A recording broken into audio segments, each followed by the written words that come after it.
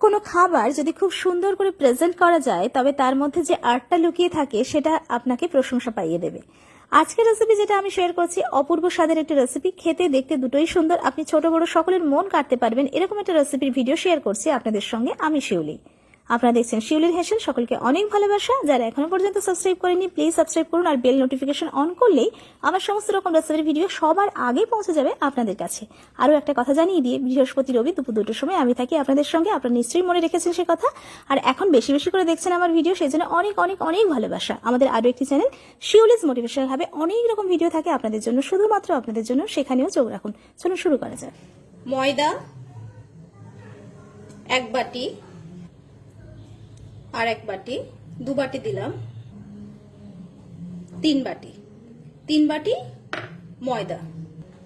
সুজি বাটিটা ভর্তি ভর্তি করে নেব, 1 বাটি সুজি। গুঁড়ো দুধ 1 বাটি,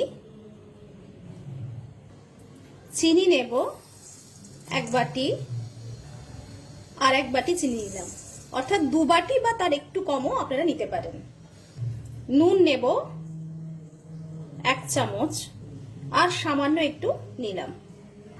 মৌরি 1 চামচ দিলাম আর একটু নিলাম। আপনারা এটার পরিমাণ আপনাদের পছন্দ মতো নিতে পারেন, আমার খুব ভালো লাগে মৌরি দিলে। এই শুকনো উপকরণগুলো আগে একটু মিশিয়ে নেব, তারপর আমি আরো কিছু উপকরণ আছে টেস্টটা ভালো করার জন্য, সেগুলো দেব, অবশ্যই দেখবেন। কিন্তু আগে একটু এই উপকরণটা মিশিয়ে নিতে হবে যাতে সবটা সবার সঙ্গে ঠিক মতো মেশে, না হলে ঠিক মতো মিশবে না পরে। তো এগুলো খুব ভালো করে মিশিয়ে দিলাম। আমি যেমনটা দেখাচ্ছি সেভাবে করবেন। যদি মিষ্টিটা একটু দেখে নেবেন, মনে হলে মিষ্টিটা একটু বাড়াতে কমাতে পারেন। কমপ্লিট হয়ে গেল আমাদের মাখানো। নারকেল কোড়া আমি 1 বাটি দেব আর সামান্য একটু দিয়ে দিলাম, একটু মিশিয়ে নেব নারকেল কোড়াটা দিয়ে। নারকেল কোড়া দিলে টেস্টটা খুব ভালো হয়, আপনারা এটা নাও দিতে পারেন, কিন্তু দিয়ে দেখবেন খুব ভালো লাগে খেতে।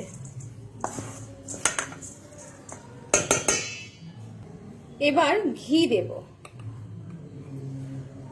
ঘি একদম ভর্তি করে করে আমি 1 চামচ দিয়ে দিলাম।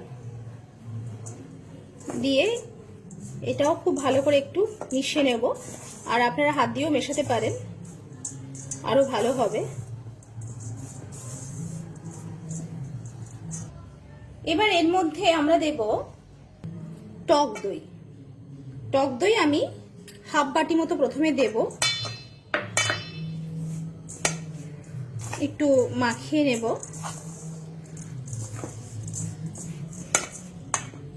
তো এই পরিমাণের জন্য আমি পুরো 1 বাটি টক দই দিয়ে দিলাম। যদি টক দইটা খুব টক হয় তাহলে আপনারা 1/2 বাটি টক দই দেবেন, আর আমার এই টক দইটা খুব একটা টক না, একটু টক কম আছে, সেই জন্য আমি 1 বাটি দিলাম।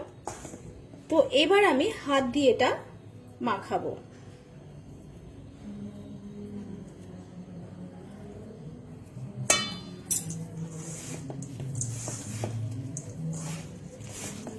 খুব ভালো করে মাখিয়ে নেব। এরকম মাখানো হবে। এরপরে যেটা দিতে হবে সেটা দেখাচ্ছি। দুধ নেব, এটা আপনারা জাল দিয়েও নিতে পারেন বা কাঁচা দুধও দিতে পারেন। আমি 1 বাটি নিচ্ছি, কিন্তু গরম দেবেন না, দুধটা নর্মাল টেম্পারেচারে রেখে তবেই দেবেন। এবার খুব ভালো করে হাত দিয়ে মেখে নেব।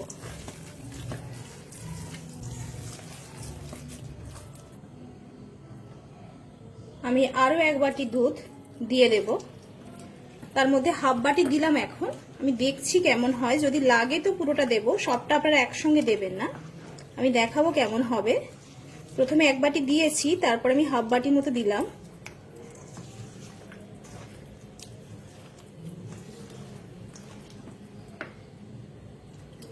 আর একটু দিলাম।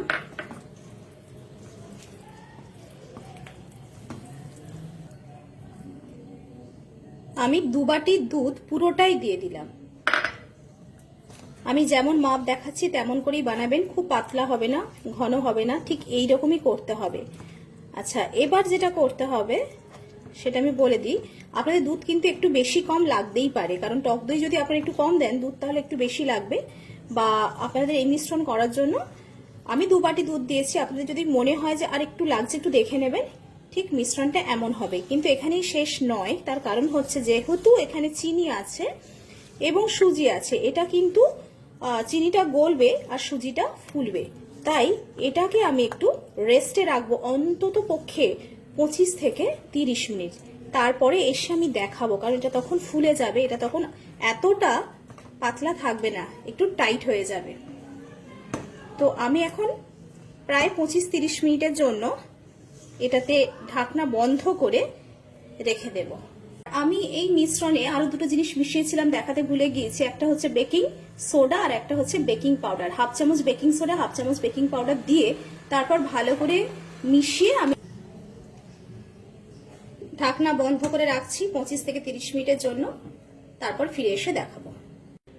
আধ ঘন্টা পর আমি ফিরে এলাম।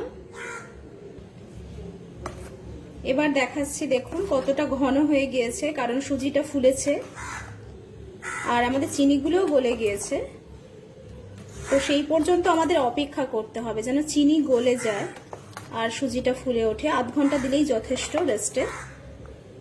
ভালো করে কিন্তু তারপরে একটু মাখিয়ে নিতে হবে। এরপরে আমি যেটা করব সেটা আসুন দেখে নেওয়া যাক। আমি এরকম একটা কাঁচের পাত্র নিয়েছি, তাতে একটু ঘি নেব হাতে করে। ঘিটা চারদিকে আমি একটু মাখিয়ে নিলাম।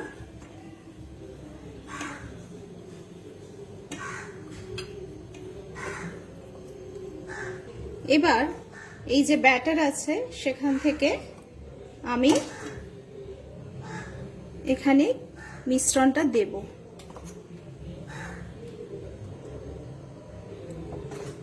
সবটা দেব না,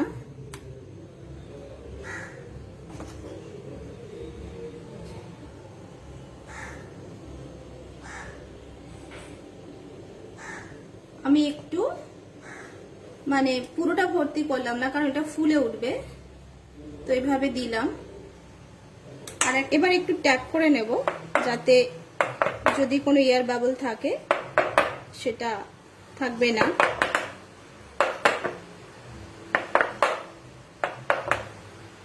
এবার মাইক্রোতে আমি 5 থেকে 7 মিনিট মাইক্রোওয়েভে দিয়ে দেবো, দিয়ে বেক করব।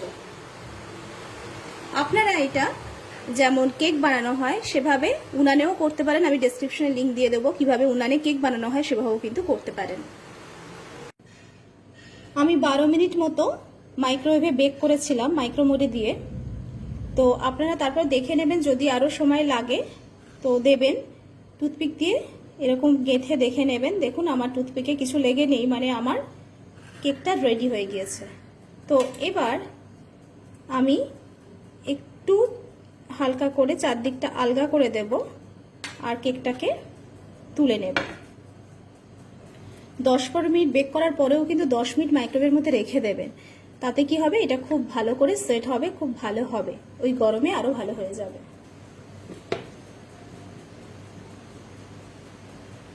খুব সুন্দর হয়েছে। আর এটা আমরা সার্ভ করব।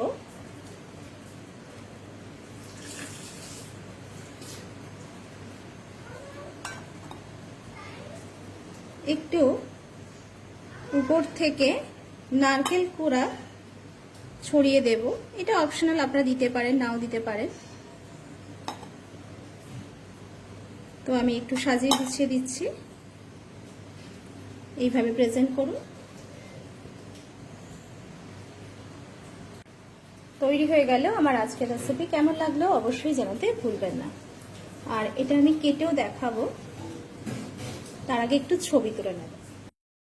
আমরা যখন কোনো কিছু খাই, আমাদের সামনে যখন প্রেজেন্ট করা হয় খাবারটা, সেটা যদি সাজিয়ে গুছিয়ে পরিবেশন করা হয় তাহলে কিন্তু আমাদের খেতে ভীষণ ভালো লাগে, মনটা ভীষণ উদ্গ্রীব হয়ে ওঠে খাওয়ার জন্য। আর তাই জন্য সাজানো গোছানোটা খুব দরকার।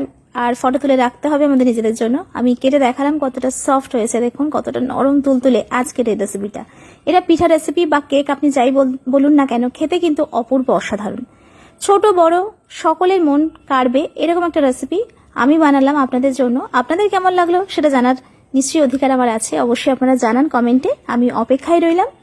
আর আপনাদের মনে আছে নিশ্চয়ই, এখন থেকে বৃহস্পতি এবং রবি দুপুর 2টোর সময় আমি থাকি শিউলি আপনাদের সঙ্গে রেসিপির ভিডিও নিয়ে।